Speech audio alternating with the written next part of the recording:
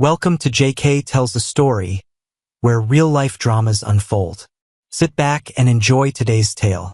In time, every successful revolution puts on the robes of the tyrant it overthrew.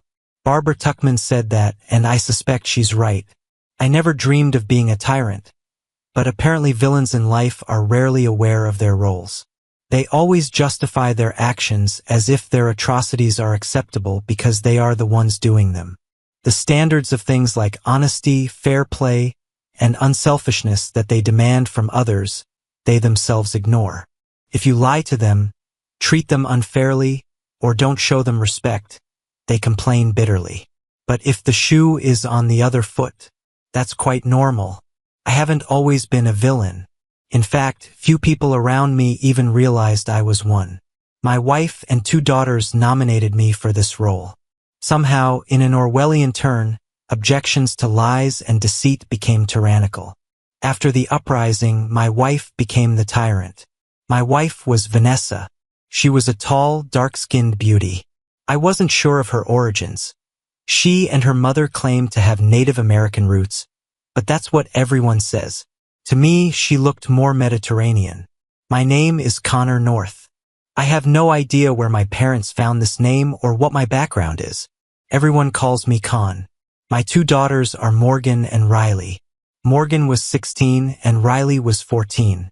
The first sign of my new role came as we lay in bed on a Saturday night in our Boulder home. Vanessa and I had just been together, and she turned her head to look at me. I was lost in her huge brown eyes. "Con," she said. "The girls at work have invited me to the lodge next weekend to do some scrapbooking. Do you mind?" Actually, I did mind, but not very much. I had tickets for a Rockies baseball game and was going to take the girls with me. I hadn't told them anything yet. It was only spring training, so it wasn't that big of a deal. "No, I know you like that kind of thing," I said. "Go and have a good time. You've been wanting to organize our photos for a long time. Not a villain, right?" She left and came back very happy. She'd made 3 new albums of our family photos, decorated with things she liked. She was very proud of them. I admired them for the required time and forgot about it. The next month she went again. After 6 months, it became twice a month. After a year, it increased to once a week.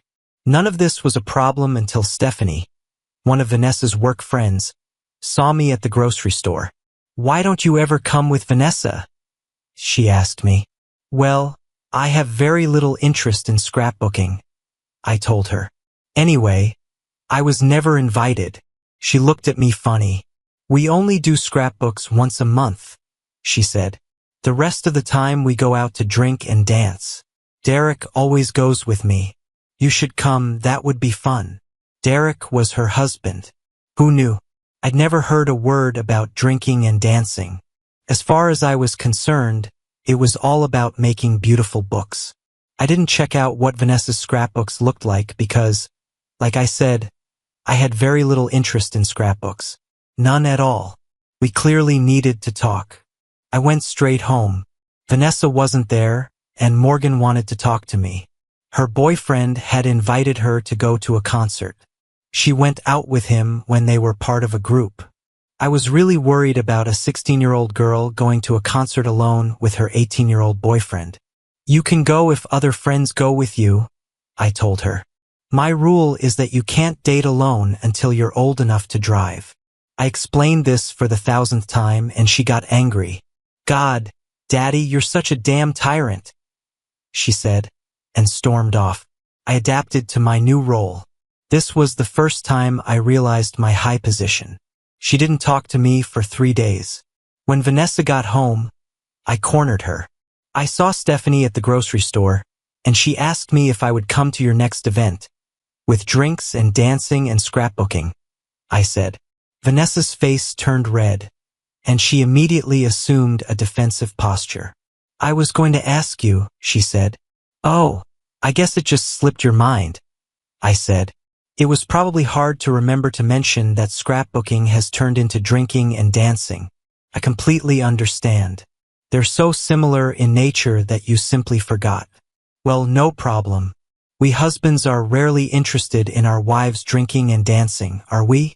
Is there anything else you were going to tell me? No need to be sarcastic, she replied sharply. I don't have to tell you every minute what I'm doing. No, I guess you're right, I said. Usually, though, people think it's important that their spouse knows where they are, in case of an emergency, you know. Derek seems to know that Stephanie dances and drinks. She even told me that he goes out with her. Can you imagine? I can't imagine any man wanting to be around his wife while she's drinking and dancing. Can you? She blushed even more. You're not interested in dancing, she said. It's just a girl thing. Is Derek a girl? I asked. I didn't know his behavior made me suspicious of anything at all. When did he change his orientation? Don't be stupid, she said. He doesn't like men. He just likes to be there to make sure Stephanie doesn't go overboard. Strange, I said. Are there other husbands who share his paranoia? None of the other husbands know what we do, she said. So Stephanie is the only honest woman in the group? I asked. Nice set of friends you have, Vanessa. You don't know them, and I don't like it when you make jokes about my friends, she said. No other husband is trying to be a dictator like you. No one is being dishonest. You mean no one but you, I said. Maybe the others aren't married. She was ready to explode. How can you accuse me of being dishonest? I've never lied about anything. No, I guess you're right, I said. I'd say she's the only one in the group who isn't a liar. Vanessa looked at me as if I'd hit her and went upstairs. Dinner was tense, with two of them not talking to me. It was very awkward. I can handle awkwardness, so I went to watch the Nuggets game before going upstairs. Vanessa was already in bed, and the bedroom door was locked. I took the small round key from the top of the door, unlocked it, replaced the key, and entered. Get out of here, she said. You'll sleep on the couch. I ignored her and took out some clean underwear from my drawer. I'm not going to sleep with you, she said. It'll be a long time before you come back here. I ignored her and went to the shower. You won't sleep here, she said when I came out. Get out of here, I told her. I don't need your permission to sleep in my own bed. If you don't like it, go sleep on the couch. I think she was shocked. I'd heard men talk about how their wives make them sleep on the couch. I always thought it was a metaphor. Apparently, she'd heard the same stories and believed them. She may have heard other stories where men actually went to sleep on the couch. Luckily, I'm 70 pounds heavier than her. I'm also 4 inches taller, and she would have a hard time carrying me. She probably thought she could just lock me outside our bedroom, and I'd be as soft as a lamb. Well, this lamb becomes a lion. This is what we tyrants do. We refuse to cooperate in our own overthrow. She was furious. She stood up, grabbed her pillow, and began rummaging through her dresser for a blanket. After a few minutes, she left, and I had a good night's sleep. When I went to work the next morning, she was already up and looking tired. Perhaps the sofa wasn't so comfortable for sleeping. I never liked that thing even as a place to sit, let alone as a bed. It was strewn with 100 stupid pillows and was very uncomfortable as a chair, much less a bed. When I got home, I went upstairs to change clothes and found that all my things were gone. I looked around and found that she'd put away her scrapbooking supplies, and that room had become a bedroom. All my things were there. There was a sofa bed, and apparently she thought I would sleep on it. I didn't intend to. I moved my things back to our bedroom. Vanessa stood up and saw me carrying the suits down the hallway to our bedroom. "What are you doing?" she asked. "I've cleared out the spare room," she said. "You'll sleep there until you apologize to me." "No, I won't," I told her. "Let's see how you get me to sleep there. If anyone is going to live there, it's going to be you. Do you want a divorce, Vanessa? Is that what you're getting at?" She looked shocked. "What are you talking about? You were rude to me. You called me a liar and a cheat." "I said it was deceptive," I pointed out. "Accuracy is important. Technically, you weren't a liar, but deceptive." "What the hell is wrong with you, Con?" she said. "I'm the mother of your children and your wife. You can't talk to me like that." "Why not?" I asked. She didn't know what to answer for a minute. I'm sure this didn't go according to her plan. She should have been forgiven, and I should have crawled back, completely ignoring the fact that she was being deceptive. Her mouth opened and closed several times. "You've never spoken to me like that in our 17 years of marriage," she said. "You've never been deceptive before," I pointed out. "Well, as far as I know. Maybe you were, and I just didn't know. So, do you want a divorce?" "No, I don't want to," she said. "I want my husband to understand that he can't talk to me like I'm some naughty schoolgirl. I'm a grown woman, and you need to talk to me with respect." "Respect is earned," I told her. "Being deceptive doesn't deserve respect. Since you don't feel the need to explain to me how scrapbooking turned into drinking and dancing, how you forgot to mention it to me, and you're not at all embarrassed by your early onset Alzheimer's, it seems clear to me that you really want a divorce. Then you won't have to worry about these bouts of forgetfulness in the future." "You're making a mountain out of a molehill," she said. Apparently, she believed that the best defense was an attack, because she went on the offensive. "Why did you tell Morgan she couldn't go to the concert?" "I didn't tell her that," I said. "Remember, accuracy is important.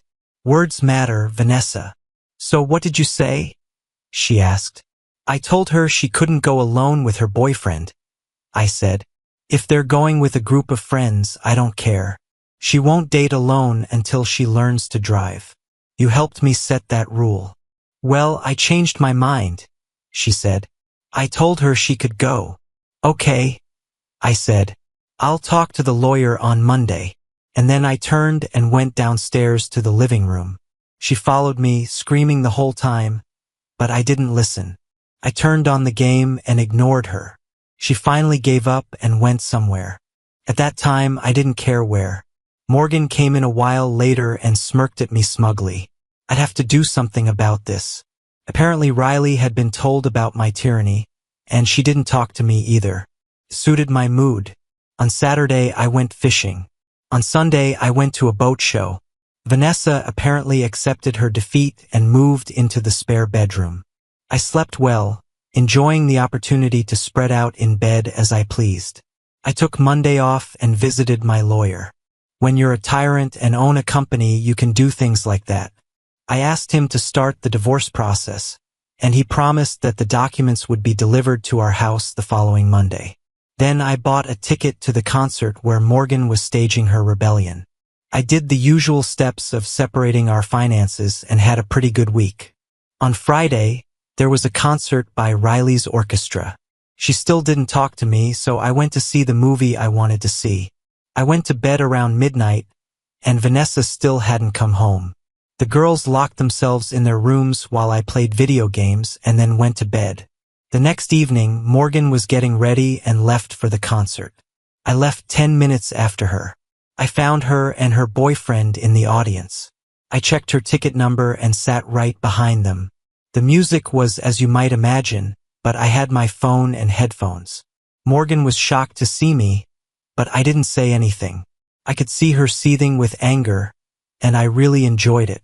At some point, they got up and left, and I slowly followed them, remaining in sight. I think they didn't enjoy the concert as much as they'd expected. I returned home after the concert, and on Sunday morning, 3 very angry women were waiting for me in the kitchen when I came down. Luckily, I didn't have to go through the kitchen. I just walked through the laundry room and into the garage. I had time for golf, and I just walked past their ambush and went to play golf. After that, I went to a tool sale and bought the impact wrench I wanted. When I got home, they heard me come in, but before they could set up the ambush again, I was in the bedroom with the door locked and a chair under the handle in case they knew about the key. They were knocking on the door and shouting, but I had my comfortable headphones on. Best investment I've ever made. I left for work the next morning before they got up. When I returned at 4:30, the ambushers were in full readiness. I grabbed a Mountain Dew and went into the living room. They circled around like sharks, and I made no attempt to avoid them. I was quite a villain. I ruined Morgan's date, didn't go to Riley's concert, and seriously offended Vanessa. I felt pretty good. My reign as a tyrant began like clockwork. Just before 5, the doorbell rang, and I opened the door. It was a man delivering documents. He looked like a refugee from the Russian mafia. Shaved head and tattoos on his neck that disappeared under a nice suit. He looked fierce. I let him in and he did his job. He seemed to have no problem and only stuck to business. The 3 girls didn't say a word while he was there, other than Vanessa introducing herself. There was silence for a moment after he left. Vanessa opened the envelope, and her face went white when she saw what was inside. She collapsed on the uncomfortable couch, and I sat in my comfortable chair drinking Mountain Dew. "Mom, are you okay?" asked Riley. "Who is this guy? What did he give you?" Vanessa looked at me as if she was seeing me for the first time. "Are you filing for divorce?" she asked breathlessly. "Well, there's also the little problem of drinking and dancing," I said. "Then there's the matter of moving my things into the spare bedroom, the matter of the couch, and the matter of letting Morgan go to the concert. I know where you were on Friday night, Vanessa. You 3 have had a pretty good life so far. All I ever asked in return was to be loved and respected. I gave you almost everything you ever asked for. Despite this, there was a small rebellion going on here. I love all 3 of you, but you seem to insist on making me look like a villain. I accepted your assessment, and I'm just going by the script." I turned to Morgan. "I wonder how you're going to get that Camaro you wanted when you turned 17. Then to Riley. "I'm pretty sure band camp is canceled now that your mother can't pay for it with her office manager's salary." Then back to Vanessa. "Good luck with the mortgage. Oh yeah, and car payments, utilities, club memberships, and your health insurance too. I'll move out this week." They looked at me as if I was crazy. "Where are you going?" Vanessa asked. "To Mexico," I said. "I think I can live like a king there. I'll have servants and a chauffeur. Maybe I'll find a beautiful tan girl with a couple of kids who will think I'm wonderful. I have everything planned. It'll be great. I hope you all find someone who will make you happy." Morgan seems to be doing pretty well with that pimply idiot she went to the concert with. Maybe Riley will do just fine and become a famous musician without all these camps and lessons. Think about it, Vanessa, you can go to parties and dance all the time. I'm sure you'll enjoy not having to worry about reporting where you are every minute. Live well.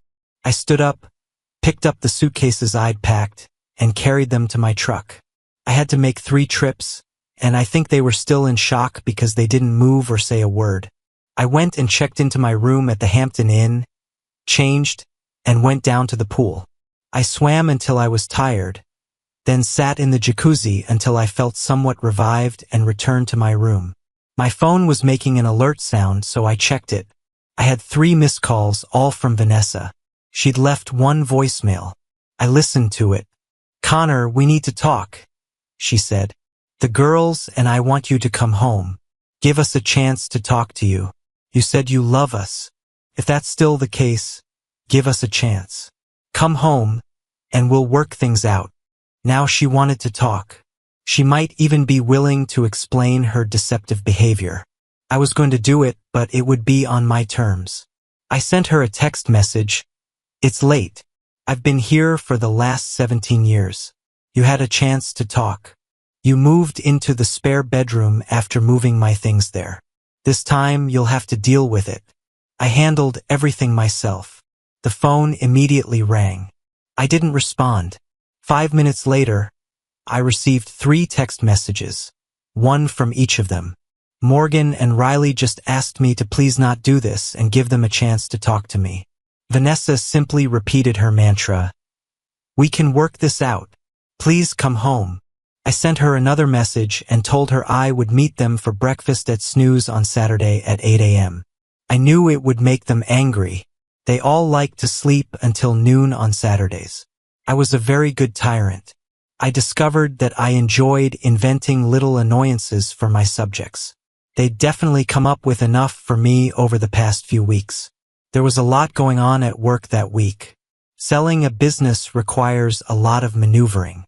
1,000,000 papers were signed, and there were meetings to attend. A robotics manufacturing company made me an offer. After many years in business, I signed all the papers, and the money was transferred to my account in Boulder. Yes, I really was going to Mexico. I spoke Spanish fluently and had friends there who told me how great it was. I was a rich man, and Vanessa wasn't going to get any of this without my permission. This is how good tyrants operate. When I sat down at the restaurant, my bags were packed, and my ticket was in my jacket pocket. They showed up about 10 minutes later and slid into the booth. Vanessa next to me and the girls across from me. I had a briefcase with all the necessary documents. They wanted to start talking right away, but I made them wait until we ordered. They brought us food, and we talked while we ate. Morgan spoke first. Dad, lately it's almost impossible to live with you. You're such a control freak. You made me so angry that I just went overboard. Sorry. I respect you and am grateful for everything you do for us. I'm not a child anymore, and you should let me make my own decisions. Me too, Riley chimed in. I feel the same way. We love you, Daddy, but we're growing up, and you just can't control our lives anymore. I'm sorry I didn't talk to you. I smiled at them. Thanks for the apology. I want to apologize too, Vanessa said. I should have told you about the bachelorette parties. It was just harmless girls' fun. I didn't think you'd be interested. Well, it's very nice of you to apologize, Vanessa, I said. The problem is that this balloon is out of air. What? What do you mean? She stuttered. I opened my briefcase and placed photographs in front of her. These were beautiful, very clear pictures. They showed Vanessa and 2 of her friends in compromising situations at one of their houses. It could be harmless to you, I told her. Unless, of course, you have some kind of disease. By the way, I'm clean, the doctor was positive. Maybe you should consider getting checked. It's not like your buddies were being careful. I don't think it was harmless for me. Her jaw dropped. I saw Morgan and Riley crane their necks to look. Vanessa grabbed the photos and turned them face down. How? Oh God. You shouldn't. How did you get those photos, Connor? Do you really think it matters? I asked. If it helps, I told you I was going to talk to a lawyer. The lawyer hired a detective. He followed you last Friday. I'm so sorry. You weren't supposed to know, Vanessa said, crying now. It was just some excitement, you know? I was a virgin when we got married. I just didn't want to spend the rest of my life wondering if I was missing out on something important. This should never have affected us. It didn't hurt. I didn't want to live my life with regret about what I never knew. I never wanted you to know. I was only going to do this once. You have to believe me, Con. No, I don't, I said. Where did people get the idea that what you don't know doesn't hurt you? If your coronary arteries are blocked and you don't know, will a heart attack hurt you? If you have cancer and you don't know, does it hurt you? Your little antics were a cancer eating away at the vitals of our marriage, Vanessa. Cancer doesn't hurt you until you die from it. You killed it. You didn't want to live without knowing what it was like to be with other men.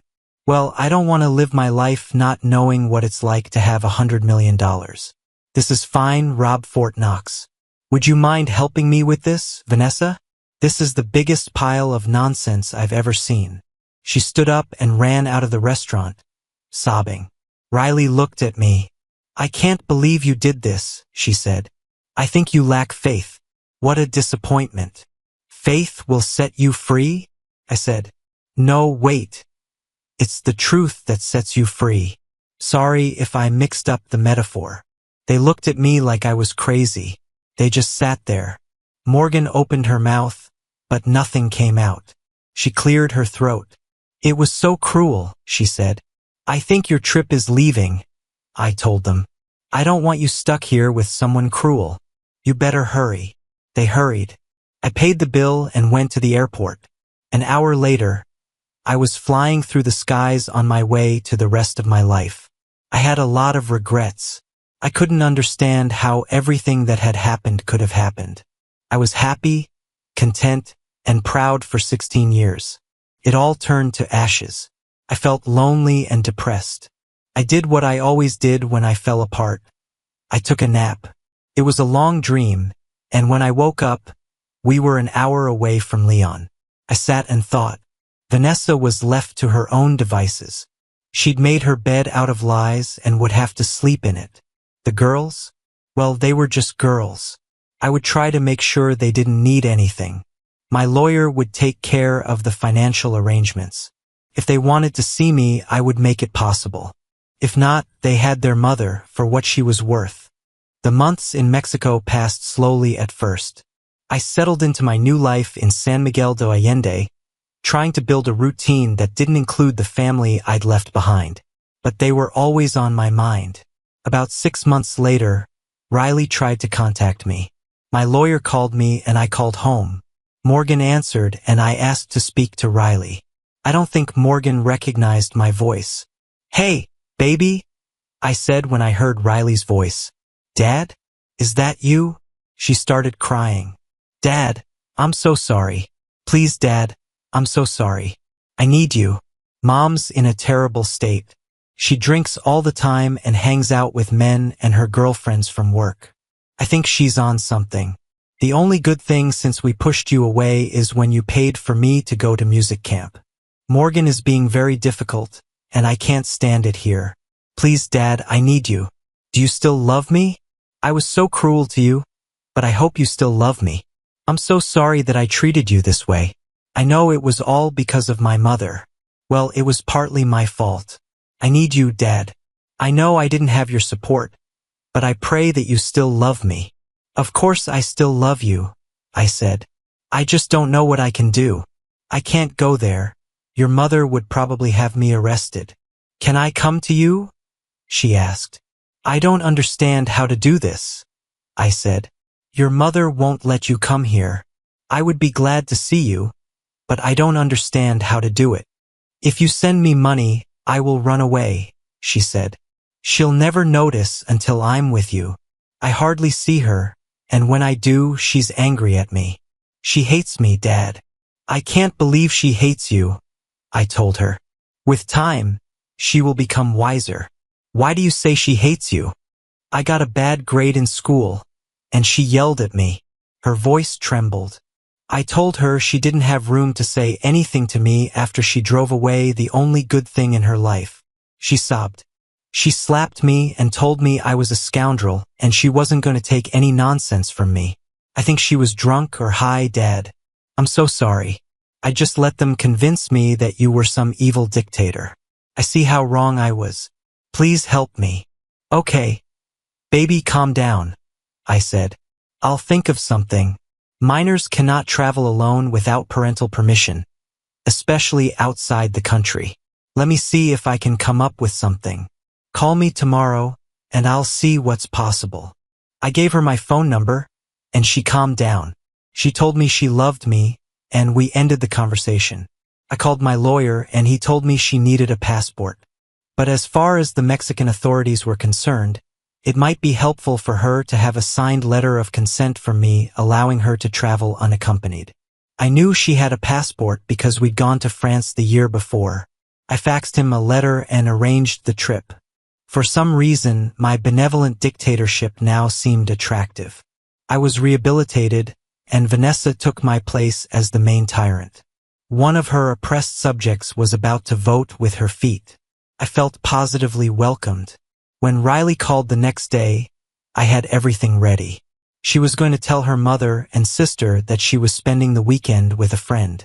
She would catch a taxi to the airport and then a flight. I'd pick her up at the airport, and we'd see where to go next. I thought about having my lawyer meet her, but that would make him an accessory, and I didn't want to put him through that. I was sure Vanessa would be very vindictive if given the chance. When Riley came down the ramp, I was waiting for her. She flew across the asphalt and rushed at me, sobbing and laughing at the same time. I spun her around and then set her on the ground. Let me look at you, baby, I said. God, you've grown like a weed. You're more beautiful than ever. She looked like it too. She had her mother's dark skin and huge brown eyes. She was beginning to take on feminine curves and was gorgeous. She was mine too, and I saw the shine in the wet puddles of her eyes. "You look good, Daddy," she said. "You've lost a little weight and have a great tan." She pressed herself close to me. "I've missed you. Do you still love me?" "Of course," I said. I never stopped. I was hoping that someday I would have the opportunity to show you. "It's not like you didn't let me do it." "I know, and I'm really sorry," she said. "If you let me, I will show you how much you mean to me." "I was wrong, Dad. I don't know what's wrong with me." "It's okay," I told her. "We'll be fine. Is Morgan okay?" She was very somber. "I don't think so. She behaves like Mother." She looked at me to see how I would react to her slip of the tongue. I laughed. "She's a pain in the rear." I don't mind using descriptive words, but girls shouldn't use too many curse words. It will just make you look vulgar and cheap. You can say whatever you want as long as it's just us. "Okay?" She hugged me again. I took her hand, and we walked to the car. She loved the house. I showed her her bedroom, and she liked it too. We sat and talked until 2 in the morning. She caught me up on her life, and I caught her up on mine. We talked about what she wanted to do, and she wanted to stay with me forever. This made my year. I had no idea what to expect from Vanessa, but I knew there wasn't much she could do. She didn't know where I was, and things are a little different in Mexico. The U.S. government is able to do very little regarding location and custody as long as you keep your nose clean. Money can buy almost everything. If I hadn't committed a serious crime and gotten caught, Vanessa would never have found us. I don't think she even tried. I sent her a letter from the airport explaining why and where I was going.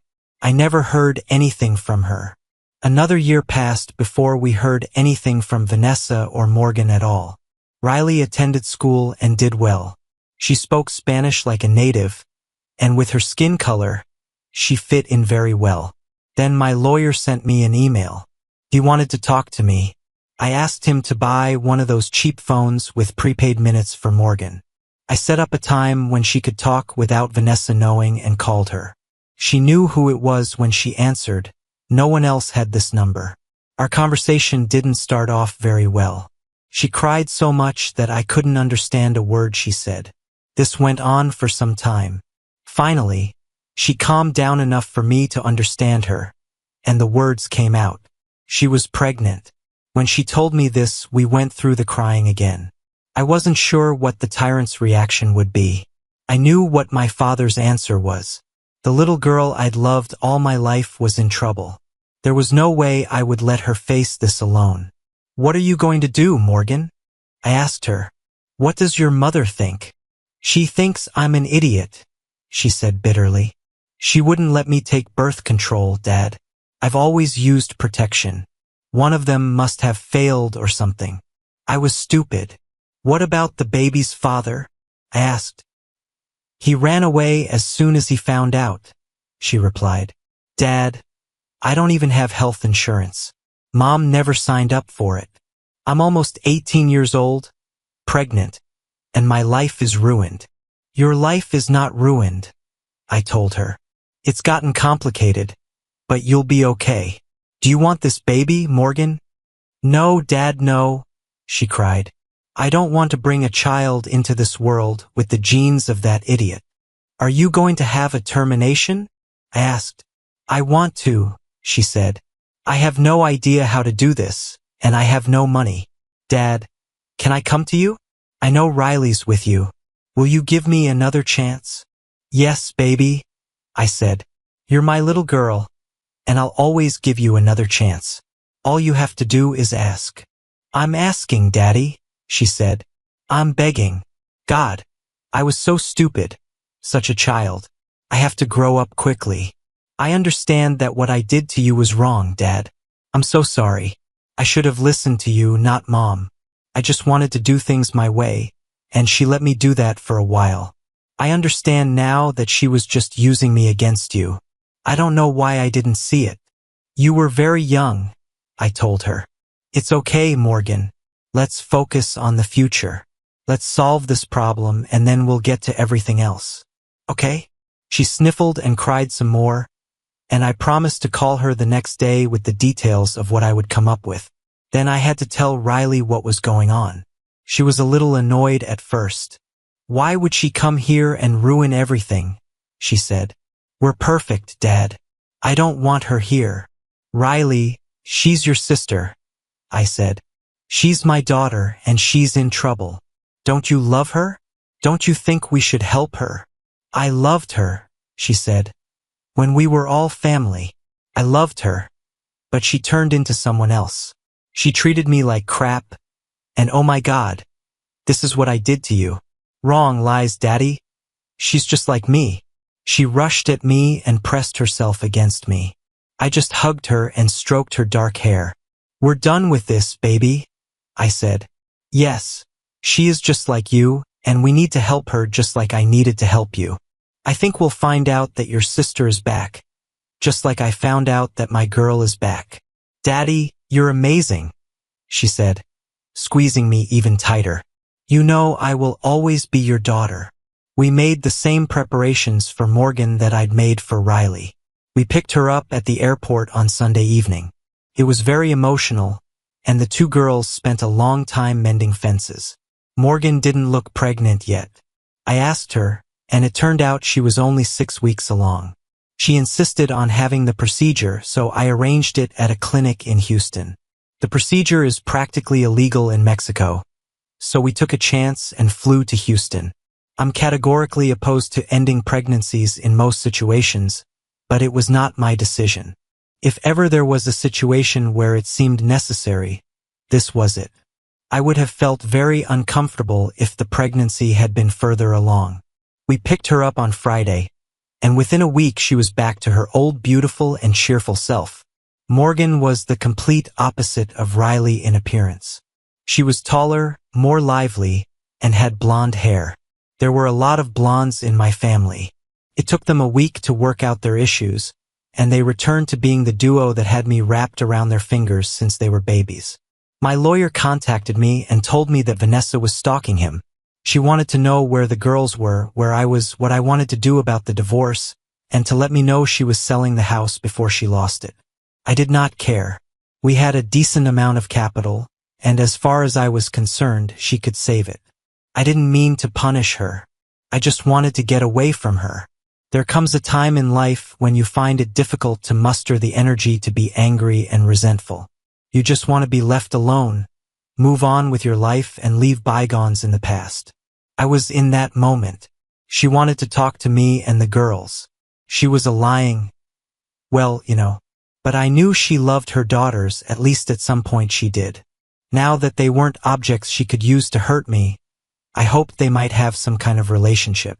At first, they wanted nothing to do with her and had no plans to talk to her. She wrote them long letters which our lawyer forwarded to us. She also wrote to me. I threw mine away, but I know the girls read theirs. It was very difficult for me not to open these letters and read them. I guess I have masochistic tendencies or something, but I dug the first copy out of the trash a dozen times before I finally burned it. You can't just watch a 17-year marriage fall apart without wondering how it happened. I tormented myself with these letters. The first 4 I received before I realized what I was doing. After that, I asked the girls to pick up the mail with instructions to just get rid of everything Vanessa sent me and not tell me about it. Life had been good for me. I had my daughters. They were doing well and had treated me with more love than ever. They took care of me.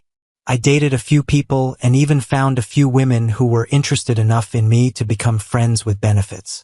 Vanessa wrote to the girls once a month for a while, and then began to write every week or even several times a week. She tired them out, and finally they sat me down and talked to me. They wanted to call her and talk to her. I didn't mind. They wondered if I would listen to the conversation. I had absolutely no desire to do this, but they begged until I agreed. I made them promise not to include me on the call or mention that I was there or listening. They also had to promise not to ask me again. This was a one-time thing, just to make sure everything was okay and she wasn't trying to manipulate them in any way. Through our lawyer, they agreed to call her on Thursday evening. They put the phone on speaker, and I made them block the number so it wouldn't get into Vanessa's hands. If they wanted to talk to her, that was their business. I didn't want her to call them. Apparently, she did a lot in her letters because they seemed quite comfortable talking to her. She still apologized a million times. Apparently, she'd been at a substance and alcohol treatment center for some time and was undergoing therapy. I did not know that. I think if I had read my letters, I would have known, but I just didn't have the courage. She wanted to see them and begged them to come visit her.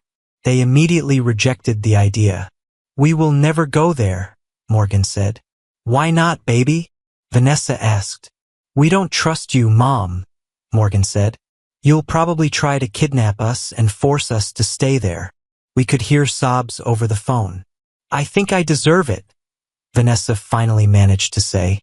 "I am to blame for all this. It hurts me so much to hear this, but I know it's my fault. If you don't come here, can I come there? I need to see you so desperately." "No," Morgan said. "You should have thought about this before you decided to drop a bomb on our family. We don't want you to know where we are." "What part of we don't trust you? Mom, don't you understand?"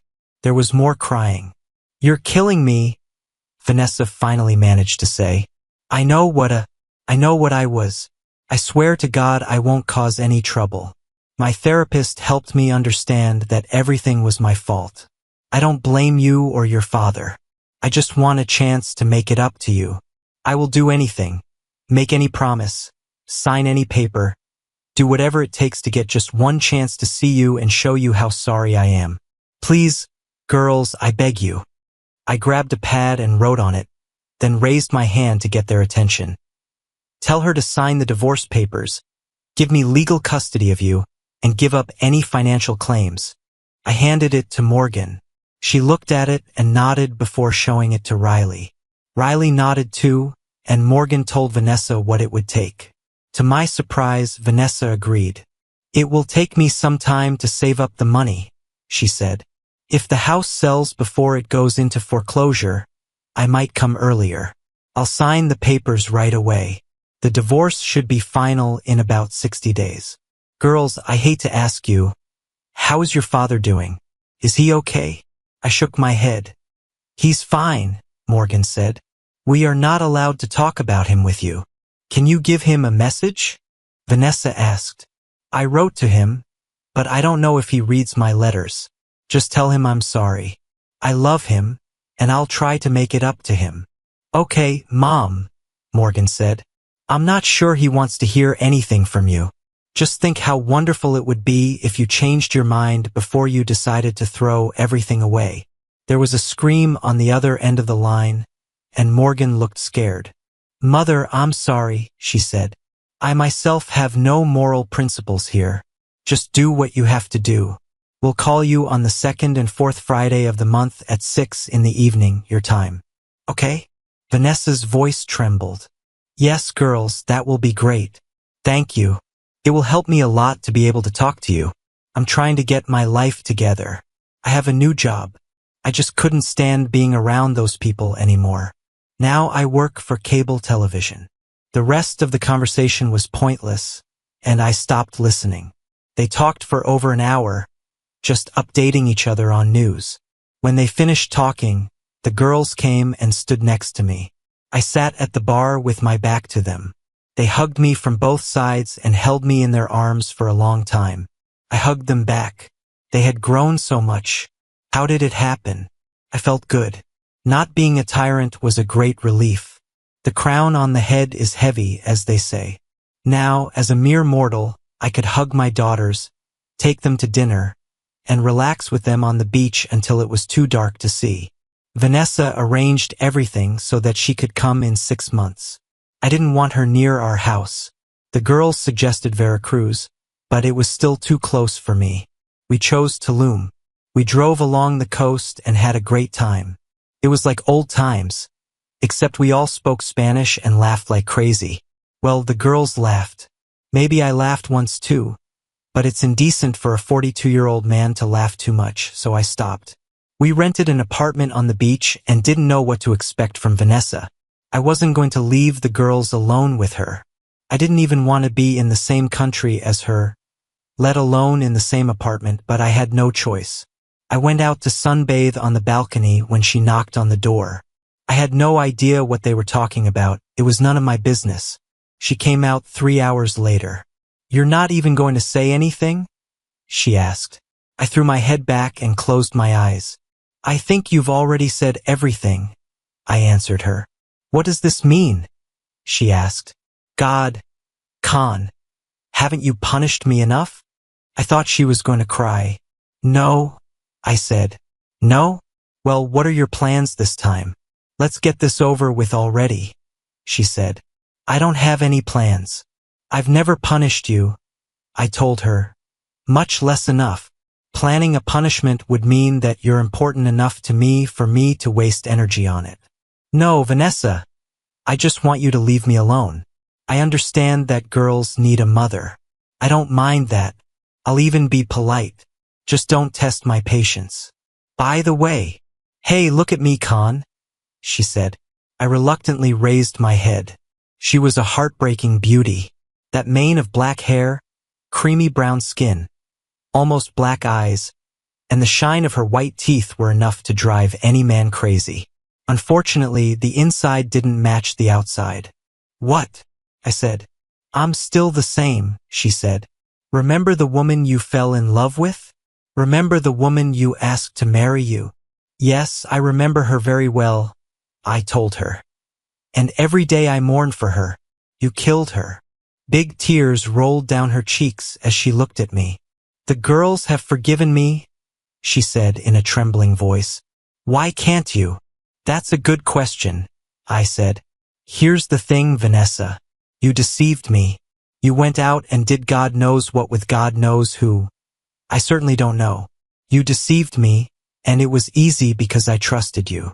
I would never have known if I hadn't run into Stephanie in the store. You would have let those lies eat away at us until they destroyed us both. When I caught you, instead of showing any regret or remorse, you made me the bad guy. I was a tyrant. I was the one who killed everyone's fun. You turned the girls against me, then went and had your own little party. I was a cruel guy with control problems. Now you came here again, after God knows what you did with God knows who, and you think that I should forgive you? You never even told me that you were wrong or apologized to me," she gasped. "I was afraid you haven't read my letters, have you?" "No, Vanessa, I didn't read them," I said. "I was trying to move on with my life. You clearly didn't want to be a part of my life, so I gave you what you wanted." "You don't know how wrong you are," she said. "I want to be in your life more than anything." "Well, I guess you got your wish," I said. "We have a couple of kids together. They seem to want you in their lives, so I guess you should be in mine too." She gave a bitter laugh. "I'm not happy," I told her. "I was apprehensive about coming here. The only reason I did was for them."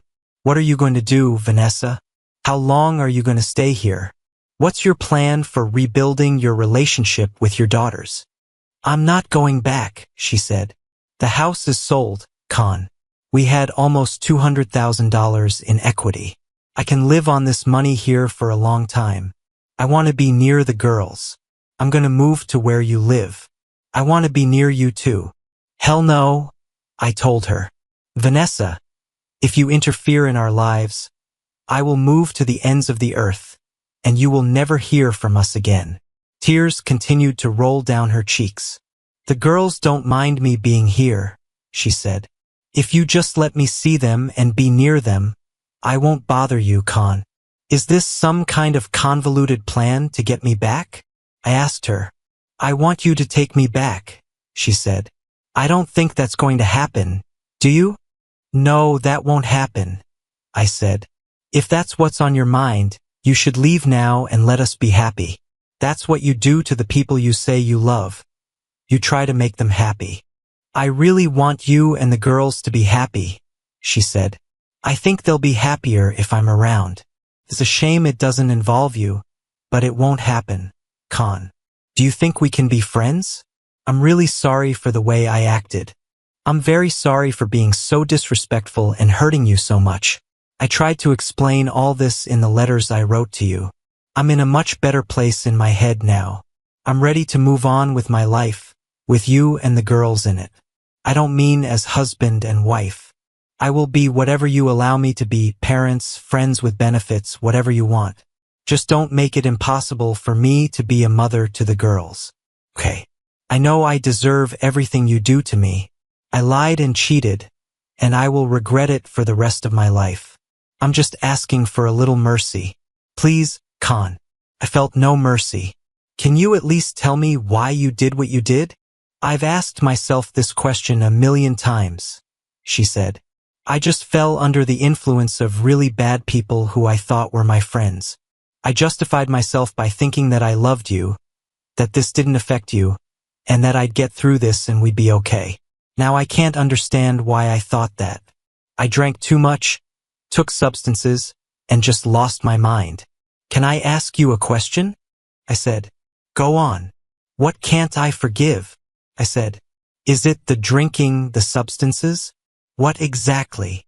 That's a lie, I continued. If you came to me and said, Khan, I'm bored with our life and I want to go dancing and drinking with my friends, I'd probably be offended, but I wouldn't mind. I'm a pretty liberal guy, Vanessa. If you even told me that you wanted to be with others but still loved me and wanted to be with me forever, I would try to find a way to arrange it in a safe way. I don't know if I could live with it, but I would try if you asked me. It's the lie, Vanessa. It's also disrespect. You tried to make me a villain. All I ever did was love you and the girls. You tried to push me out of my own bedroom because you lied to me. It wasn't my fault. I know all my shortcomings, but you never came to me and admitted the truth. You just deceived me and disrespected me. Tears rolled down her cheeks in a steady stream. I'm so sorry, she whispered. I never wanted it to be like this. I was scared and desperate. I'm so sorry. I should have told you. I should have talked to you. Instead, I just ruined everything. She couldn't continue. She looked so pitiful and lost. Even tyrants can sometimes show mercy. I stood up and hugged her. She pressed her beautiful tear-stained face to my chest and simply sobbed, pouring out her pain. Vanessa, you haven't lost everything, I told her. The girls want you back in their lives. You have them and they want you. I will try to forgive you so we can be the parents they need. We won't be together, but if you stay on the right path, maybe we can be friends. Have you really considered moving here? If you allow me, I want to, she said. Just hold me for a minute, Khan. I'll feel better soon. Okay, we will act according to the circumstances, I said. We'll see what happens this weekend. If all goes well, you can come home with us. You can even stay with us until you find your own place. Is that what you want? She nodded into my chest. Yes, Khan, I want this more than anything. I'll be good, I promise. She really tried. The girls were delighted. We wandered around Tulum and had a great time. Vanessa stayed out late, and after the girls went to bed, she returned to her hotel. In the morning, she came back first, and we had breakfast together and spent the day together. On Monday, she arrived with a dozen bags, and we somehow fit it all into the trunk of our Escalade. We sang and laughed on the way home, and the girls started helping Vanessa practice her Spanish. She wasn't entirely fluent, but from our years together she had picked up a few useful phrases and words. The girls and I had a rule.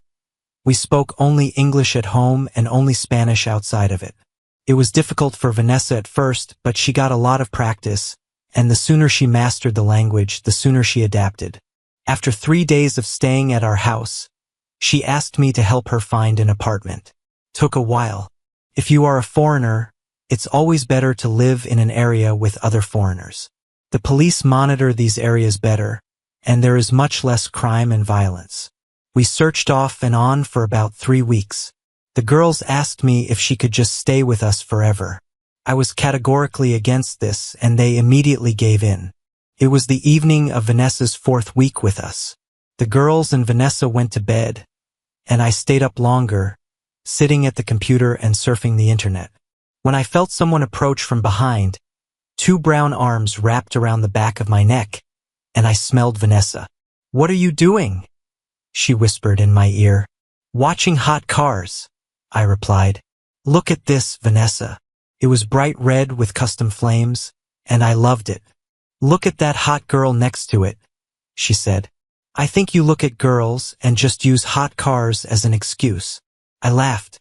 "Yeah, you got me." She stood up and took a couple of steps back. "Look at me, Con," she said. "What are you doing, Vanessa?" I asked. "Is this another attempt at getting back together?" She came over and took my face between her hands. "No, Con, no. Don't think like that. I'm done with all the scheming and plotting. This is just Vanessa, horny as a cat in heat. I haven't been with anyone in a long time. You haven't been out with anyone while I've been here either. You're probably feeling it too. Just be with me, Connor. Neither of us is married. You can be with anyone too. Why not with each other? You're a fantastic lover. The best I've ever been with. You know I'm hot and ready for you now. Be with me. I'll make it so good for you." "It's baggage," I said. "Forget about this damn baggage," she growled. "There's no baggage here. I'm telling you, it's just two people who want each other. I'm hotter than that girl with the hot rod. Look at me." "What the hell?" I said. I hadn't been with a woman in a long time, and she was definitely all woman. She could see it in my eyes. "Do you want to go to the bedroom?" I asked. "God, I miss this so much, Con," she said. "Con, can we do this again? Can we do this often? Please, darling, I need this. I beg you." "Vanessa, you said no strings attached, remember?" I said. She quickly sat down. "No, that's not what I meant, Con." Panic crept into her voice. "I didn't force anything. I promised. I just asked. I didn't make any plans. You have to believe me." I pulled her back toward me. "Okay. Calm down, Vanessa. I was just clarifying so we don't get confused. Just an honest conversation here, making sure you don't think this means we're back together and everything is back to normal." She sobbed a little. "I know," she whispered. "I want this, but I know it's impossible. You said we could be friends. I didn't mean anything more. Friends can be together, right? I'll take whatever you give me, Connor." "Vanessa, I don't want you to waste your time pining over me," I told her. "Yes, we can be friends. If we're both feeling it, you are a beautiful woman and probably the most passionate woman in Mexico. We can be together. I think I will always love you, but we can never be together. I'd spend all my time waiting for everything to fall apart. You say you've changed, and I believe you. The problem is, you were already that woman when I fell in love with you. I'll always think that you can do it again. Next time I'll be 65 or 70 years old, and it will be too late to start life again. Both of us should look for situations in which we want to be for the rest of our lives and not live in the past. Do you understand what I mean?" "Yes," she nodded. "I understand, Con. I'm so sorry that I ruined everything. So we can't spend the rest of our lives together, but we can be friends for life, right? We'll be parents to the girls, and until we meet someone else, we can do this, right?" I hugged her. "Yes, we can do that, but we don't want to give Morgan and Riley the wrong idea. I'm sure they won't like the idea of us getting back together. They won't respect me, and they won't like you. They'll think you're up to something behind my back." "Can I spend the night here?" she asked. "We'll set the alarm, and you'll leave at 5 a.m., I said. That's what we did. We both always had high libidos, and I missed having regular intimacy. She bought a moped rental place and did well with tourists. The girls worked for her on weekends and after school and spent a lot of time with her. They seemed to mend their broken relationship. They told me that she dated occasionally, usually with some American tourist. The first time she spent the night after I found out, I took protection out of the drawer. "Why are you doing that?" she asked. "Don't do this, Connor. I like it without it." "I'm just being cautious," I said. "Why?" she asked. "You've never done this before." "I heard you were dating," I said. She laughed. "Okay, Got it. I didn't sleep with anyone, Con. When it happens, I'll tell you, then you can use protection. I somehow learned my lesson right after you left. I caught something and had to see a doctor. If I'm with someone, they will use protection. I heard you were dating too. Is there anything I need to worry about? No, I didn't sleep with anyone either, I replied. You're with me so much that I don't even look for it when dating. It has to be someone I fall in love with. I haven't met anyone I like more than you yet. Me too, she said. I'll never find anyone as good a lover as you. I was crazy. Can put away that stupid protection and take me now. I happily agreed. A year after Vanessa found her own apartment and moved out, I met Isabella Rodriguez. Morgan wanted a horse and Isabella bred horses, those black Spanish horses with long curly manes and tails, at her ranch just outside San Miguel de Allende. She was tall, dark, and aristocratic. She was also charming, curvy, and alluring. She had long, shiny black hair like the horses she bred. We met to discuss horses, and she fell in love with the girls. Of course, they were easy to love, just like her. When we actually made the purchase, she spoke English with a charming accent, and her house was immaculate. The grounds were magnificent, and the horses were beautiful creatures. I had absolutely no interest in horses. Morgan was interested, and I was interested in Morgan. I also quickly became interested in Isabella. I invited her to dinner and dancing, and to my surprise, she didn't refuse. She wasn't wearing a wedding ring when we met, but it was clear that she had been wearing one for a long time.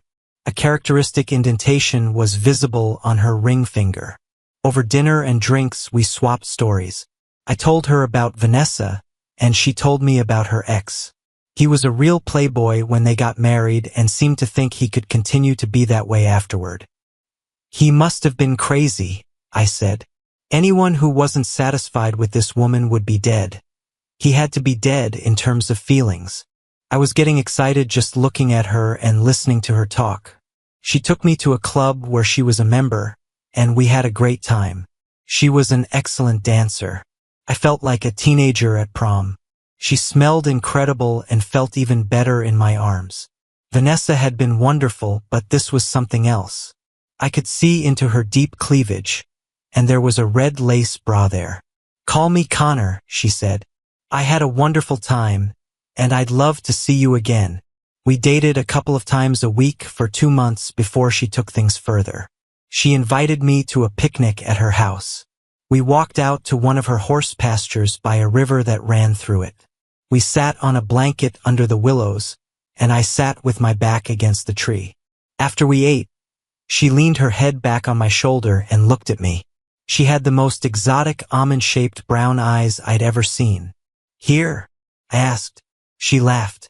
Yes, here. No one will see us. We are very private. Well, I've never been one to turn down a once-in-a-lifetime opportunity. We were together, and afterward we relaxed for a while. I admired her in the fading light. We got dressed and headed back to the house. Connor, I want you to stay tonight, she said. We have to tell the girls. I laughed. Okay, you let them know, Isabella. She gave me a beaming smile and sent the girls a message filled with a lot of emojis. Her phone vibrated twice, and she smiled once more as she read the texts. They want photographs, she said. We laughed, and she pulled me into bed. I thought I was done for the night, but she convinced me otherwise, and we were together for a very long time. She fed me breakfast the next morning, and we talked for a while. Connor, she said, her huge brown eyes piercing my soul. Do you love me? I choked on my juice, and she laughed. I loved the sound of that laugh. I didn't answer right away, gathering my thoughts. Her eyes continued to sparkle at me. I think she enjoyed my embarrassment. Isabella, my life is very difficult, I told her. To answer your question, yes, I love you. We've only known each other for a few months, but I love everything I've learned about you. You're insanely beautiful, funny, witty, smart, independent, and a very good businesswoman. Your passion is like a volcano. Yes, I love you, but I have difficulties in my life. My daughters depend on me, and I met them before I met you. I understand, she nodded. That's what I would expect from you.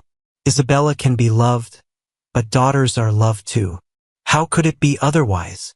There's also Vanessa, I continued. We're divorced, but we're raising the kids together.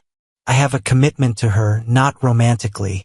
We were together before our first date, but I haven't done that since. I need to tell her about us and see what it means to her. Do you understand? She nodded again. But do you still love her, Connor? Yes, probably, I admitted. I'm not in love with her, if that's what you mean. We were married for a long time. She seems to have really changed and gone back to the woman I married. I don't want her to get into trouble again. She didn't say anything, but I could see the gears turning behind those eyes. She seemed pleased, and after a while, she walked me to my car. I was as easygoing on the way home as I had been since the uprising began. The girls attacked me as soon as I walked through the door. This is so good, Morgan exclaimed, squeezing one side of me. Riley was on the other side, and I looked at her questioningly. Yes, she said. I assumed it was something good. I think they were planning my wedding from then on. I was about to have an unpleasant meeting with Vanessa. I was afraid of this, but as it turned out, my fears were in vain. I was stunned when she came in 2 days later. She rushed toward me, hugging and kissing me in the hallway. I don't understand what's happening, I said. Con, I'm so happy for you, she said, very excited. Isabella came to me. I love her, Con. She's perfect for you. It also makes it easier for me to tell you something I've been avoiding. I met someone, Con. The someone turned out to be a French ex-soldier named Philippe. I called him Phil, and it didn't seem to bother him. He was a friendly man. I liked him straight away, and he seemed very devoted to Vanessa. He and the girls shared a friendly tolerance for each other. He found their relationship amusing, and they considered him harmless, although not inspiring. He seemed perfect for Vanessa, at least to me. She seemed to fall in love with Isabella, and Phil was speechless in her presence. My only problem seemed to be another rebellion. My daughters, my ex-wife, and my girlfriend seemed to be closely conspiring to get me married as quickly as possible. I don't even remember proposing. I was whisked off to the ring store before I knew it, and we were getting married in June. Isabella was a vision, and my daughters were amazing. Vanessa ran the whole show, and we were whisked away in a limousine to the airport. Phil arranged for us to honeymoon in France, where he still had a house in Nice. I knew I was in for an incredible adventure. Isabella was the stereotypical passionate, emotional, and very pretty Latina. In addition, I realized that there was a new queen in town. I thought I would be happy under her rule. Thank you for your viewing. See you next time. If you enjoyed this, subscribe to JK Tells a Story for more tales.